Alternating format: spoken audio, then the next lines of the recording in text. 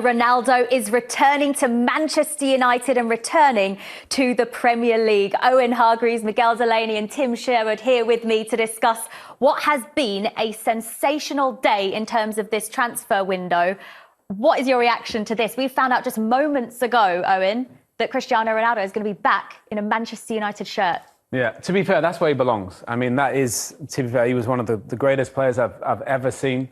His talent is off the charts, but his work ethic and his dedication is even better. So I know he's 36, but Cristiano Ronaldo has every chance to be the best player in the Premier League this season. And for Manchester United fans, nothing better could have happened, because I don't think anybody could have envisioned him in the blue shirt across in Manchester. So for United, it's a huge coup, and it is one for the Premier League as well. This is, of course, subject to medical terms, to personal terms, to everything else alongside what goes into a transfer, all being done, and especially in these times we're living in, Tim, travel restrictions as well. But if everything is all agreed, we will see Cristiano Ronaldo, one of the greatest players, not just in Premier League history, but of all time, going back to the club where the fans adore him so much. Yeah, more importantly for us, we're spoilt in the Premier League already, aren't we? To have a sensational player like Cristiano Ronaldo, albeit at the latter stages of his career. Like Owen said, I still think he's got a lot to offer.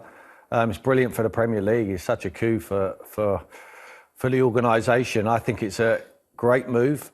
The emotions of them Manchester United fans waking up this morning, seeing him in a blue shirt all over Twitter and wherever you want to see it, and the Man City, the emotions must have been, oh, surely this cannot be happening.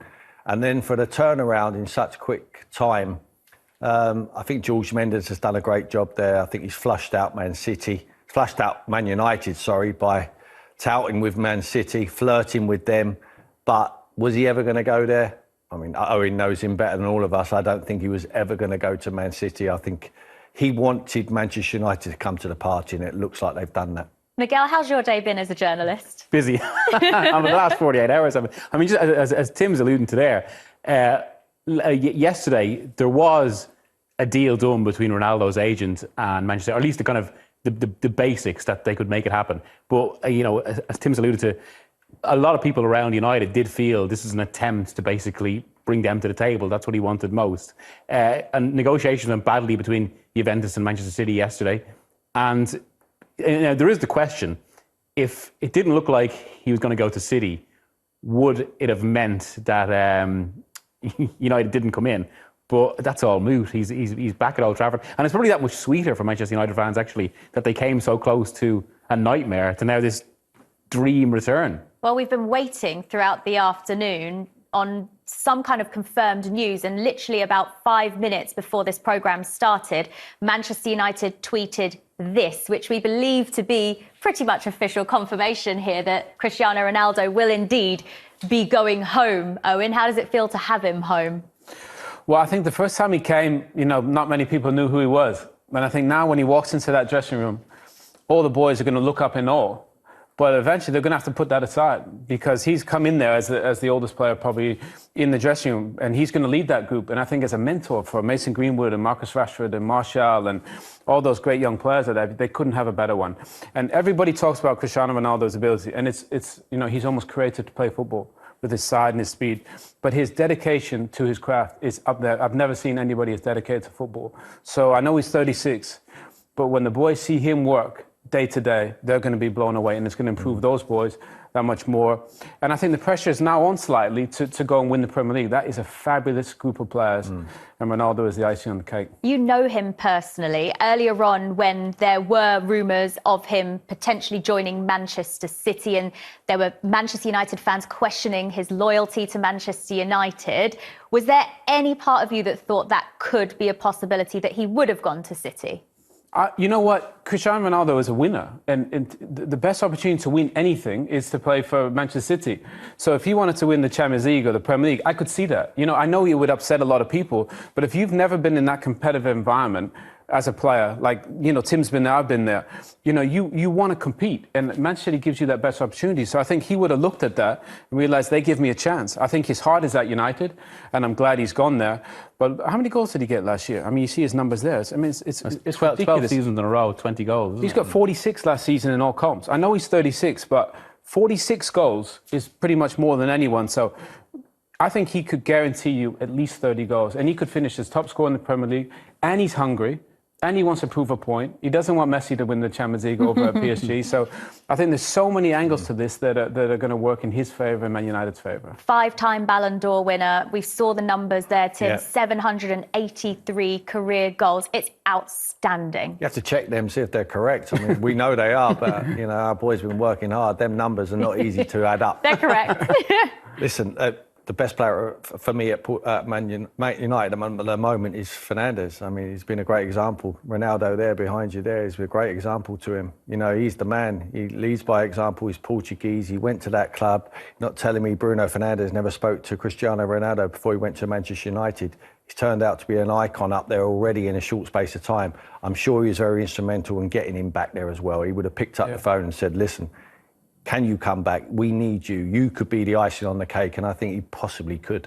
Miguel, what's it like covering a story as big as this? Because we're talking about the most famous man in the world here, the most famous footballer forever that has been involved in one of the biggest transfers in history.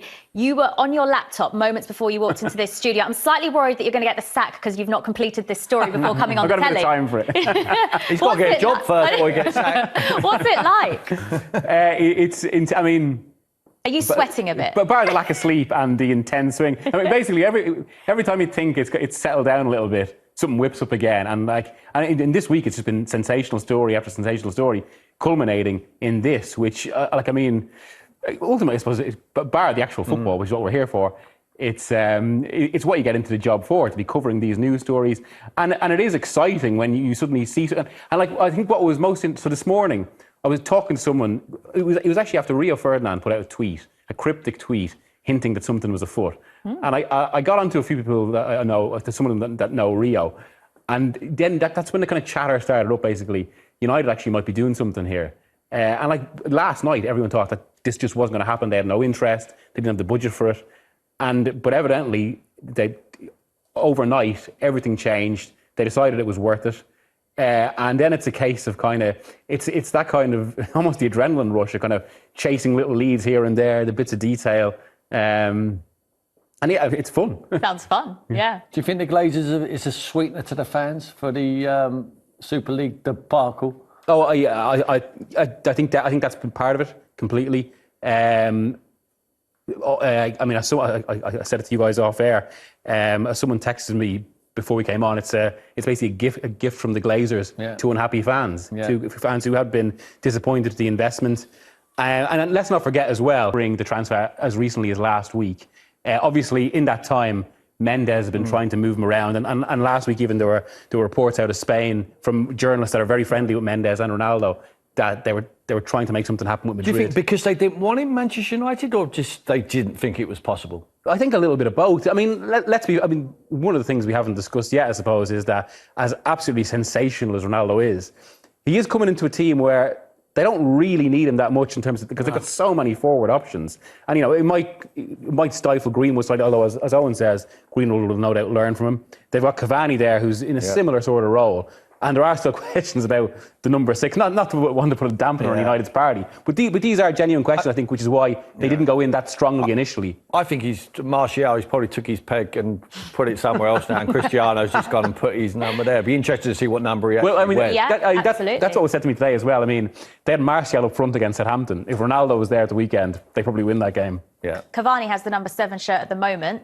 What do you think happens there then?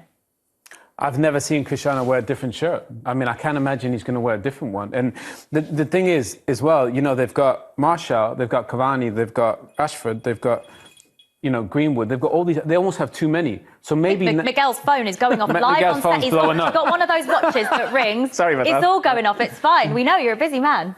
Go on, Owen. But I think obviously you might see somebody leave, and could it be Cavani? Could it be Martial? Whether you could see somebody go out, and the fact maybe that shirt becomes free. Cavani's been amazing for United, but Cristiano is Cristiano, so he'll probably want that number 7 shirt. I think Cavani will respect that. I'm guessing.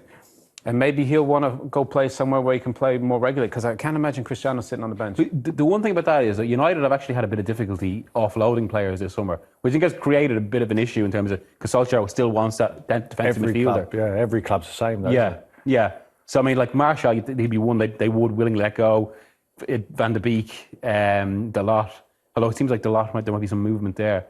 But they do need to create a little bit of space. But the thing is, I think everybody's like buying and selling, but why can't they just swap players that don't fit? Just a straight swap. You think about Martial would be a great swap. Yeah. You think there'd be a lot of takers there, and you could get a world-class defensive midfield player for the talent of Martial. It does seem to have been an issue in this window, like as Tim's saying, that I think just because of the nature of the market post-COVID and all that clubs are having difficulty getting rid of players on big contracts, basically, and finding the right move that the players are interested in.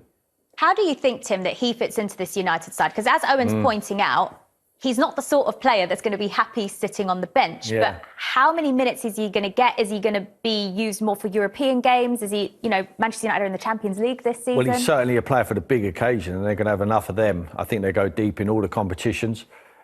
I mean, the big question is, where's he going to play? I mean, he's different Cristiano Ronaldo to Owen played with. He drifts off the left or off the right-hand side. He floats around. I think now he knows how to score goals. He knows he can sense where the ball's going to land. I think he needs to stay. They need someone who can stay as a 9. Someone can stay down the middle of the field, and I think he can do that. He's not a player who's going to, like a Cavani, who's going to hold the ball up. He want to come deep. He want to receive it. But once they've got that pace down the outside, behind the defence, he's always in the right place. He knows when to stand still. He knows when to move, and he certainly knows how to finish off both feet. The thing is as well, I don't think he's played with some unbelievable teams. I don't think he will have a team this gifted in terms of creators. I mean, Bruno Fernandes, Pogba, Sancho. I mean, you've got balls coming from everywhere. That's what I mean. So I'm with Tim. I think he just stands in the box and he guarantees you goals. He guaranteed him last season at Juventus. He guarantees him with Portugal. With that service and Man United's defence and everything that goes with it, the only position they need to figure out is defensive midfield, because they can't play 2 holders when they have all these attackers, can they? Yeah. They can't leave 3 of those on the bench. So I think if they can go find a way to get a world-class defensive midfield player, United have the potential to win everything again. Actually, just in terms of when you played with him, what was his actual movement like when he played ahead of you? Like how?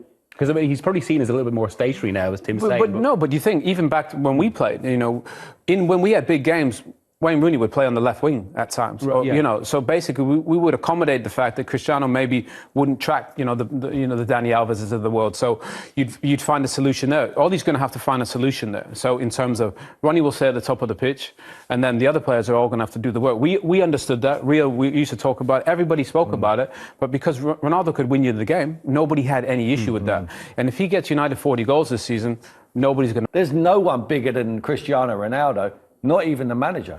But I think also Cristiano's at a different phase now where I think he will welcome the fact that he can mentor these young guys and show them the way and show them the ropes. And I think when they watch him train day to day, they won't believe how dedicated this guy is. And everybody looks at his talent and thinks he's God-given. He works harder than his talent that he has, and that is a real talent. So Tim knows you can play, that's an important thing, but can you compete and are you dedicated? And you see that with Harry Kane and with Ronaldo.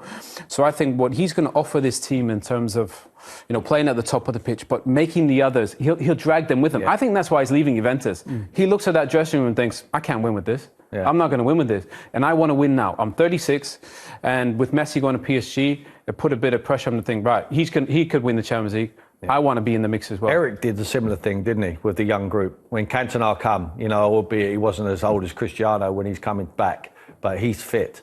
He's fit and he's dedicated and he knows how to teach. I believe that. I think he's a good communicator, Cristiano. You know better than us, but then boys going to have to listen. Why wouldn't you listen? As Jules says, we're not talking about a very good player. We're talking about one of the best players ever. I remember once, I didn't play one game and I was a bit disappointed. I was at the training ground and he saw me and it was only him and I, and he said to me, what's up? I said, I didn't come here to watch.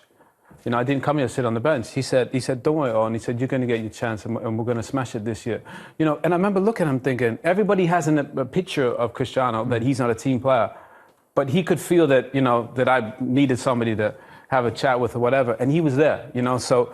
And that was in the early stages of his career as well. Yeah. Did he already have an aura then? He had an aura. I mean, this is a true story. So Ronaldo, that year, he wasn't the best player in the world, but he was going to be towards the end of the season. And I took a couple of free kicks once in a while because I used to get to take one here and there. He normally took them. And we practiced free kicks before the Champions League final. He was on one side, I was the other. And I hit 9 out of 10 in the top corner. And Bandasar came to me and said, Owen, if we get a free kick, you've got to take it. In the final against Chelsea, I said, I can't take it. It's Cristiano. I can't take it off him. Anyway, didn't think anything of it. We get in the dressing room before the game, warming up. Everybody's about to go out. Cristiano walks over. Nobody around says, if we get a free kick, it's yours. There's a title at stake. Did you get one? No, we didn't get one. And he probably wouldn't have given it to me. But the point is, I remember thinking, people have this image of him that it's all about him. Yeah, and of course, it is slightly. But he ultimately, he doesn't have the success that he has without being a team player. But he gave you the one against Arsenal, did he? That was the only one I got. I think that's it. Is that not part of the magic of Cristiano Ronaldo, though, that he does have that about him, that it is all about him? Well, you don't get to where he did without being a team player. Football's a team sport, but I think Cristiano is driven to be the best. Like he said to me in his first year at United, I want to be the best player in the world. And he was that year. So you want him to be the best, but you need to fit in to be a team player. And I think Cristiano combines the talent with the dedication. And that's why Oli probably wants him in there, because he knows you won't get a better role model for these young guys. Because some of the young guys now, maybe they don't work as hard as some of those talented guys from that era. But when they see Cristiano at 36 working harder than them, it puts pressure on them to step up. You hear about other players that sometimes in training maybe don't give it their all, but on match days they turn up and they can turn it on for the big games. Cristiano Ronaldo strikes me as the sort of player who will give 110% even in training. Every single time he's got his boots on, he gives 100%. Yeah, I think he just wants to be the best. He wants to show everybody, you know, whether the camera's on or not, he wants to show everyone he's the best. He wants to show the coach, he wants to show his teammates. He doesn't want to be shown up, and he won't be shown up. So I think to bring that level at Manchester United now is going to be huge. And I think for Ole, you know, he couldn't have, it's almost as having coaching assistant. We saw what he did with Portugal, you know, when he went off injured and he was on the side and he was coaching everyone. I think Ronaldo is going to be a great mentor to these young guys. What do you think his relationship with Solskjaer will be like? Because they played together briefly as well. Yeah, and I think Ole was doing his coaching badges, and he was kind of in and around that team that won the Champions League that year, you know, kind of watching and stuff. So they'll have a good relationship. But I think ultimately Ole knows that Cristiano's going to give him everything that he's got, and that's all he needs. And I think to have the influence he's going to have on the young guys, I think for Ole it only improves Ole's position, and he's just got to make sure he picks him and not leave him on the bench. Earlier on today, Ole Gunnar Solskjaer had his pre-weekend press conference. He spoke about the potential of Cristiano Ronaldo coming to Manchester United. This was prior to the deal being done. This is what he had to